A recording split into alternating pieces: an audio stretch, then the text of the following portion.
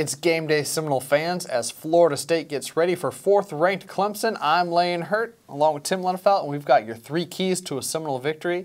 Let's begin right now. Key number 1 for the Seminoles' third down defense. It's been a hot topic of conversation all year. If the Seminoles are going to beat Clemson, they've got to get that offense off the field. Absolutely right, and that's a key in just about every game, but it's magnified when you're playing an offense as talented as Clemson's, especially when you're on the road.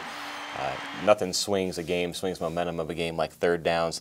For the offense, when they convert it, it's a big deal, gets their crowd into it. For the defense, it deflates you just a little bit. And the opposite is true. If you can get off the field on third down, it just gives a boost to the sideline, and all of a sudden, that Death Valley crowd is maybe a little quieter than they were a few moments before.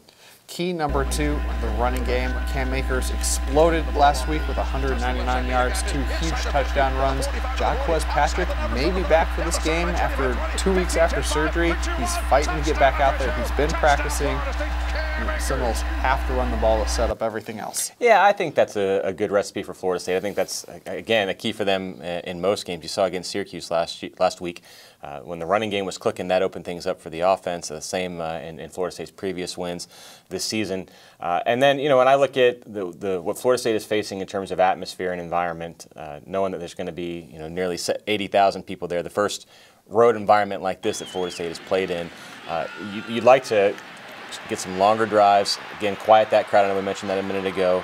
Pick up some third downs, third and shorts, and maybe sort of just calm things down a little bit, and that can allow James Blackman to settle into a groove. Maybe expand that out into some short yardage throws, take a shot when you feel comfortable doing that, and just sort of get the offense feeling steady, and then you can move forward. Finally, key number 3, winning special teams. The Noles do have one advantage in this game. It is with the field goal kickers. Alex Spence for the Tigers has not been good this year, filling in for an injured kicker for Clemson. Ricky Aguayo has been good, but you've got to win field position. Punting, punt returns, kick returns, all of that. Absolutely. Like you mentioned, Ricky's been fantastic. I think Logan Tyler's had really an underrated, nice season. Even just look back to last week, that Syracuse game, when things got pretty nip and tuck in the second half there.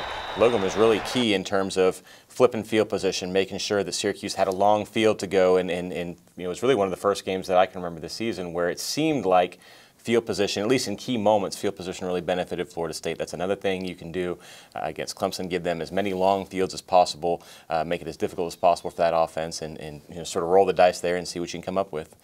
There you have it, Seminole fans. Florida State takes on Clemson this afternoon, 3:30. Of course, Seminoles.com and the Nole Insiders will have everything you need. Post-game, Tim will have his written analysis, and we'll have highlights, post-game reaction from players, and head coach Jimbo Fisher as well. For Tim, I'm Lane. Let's go Noles.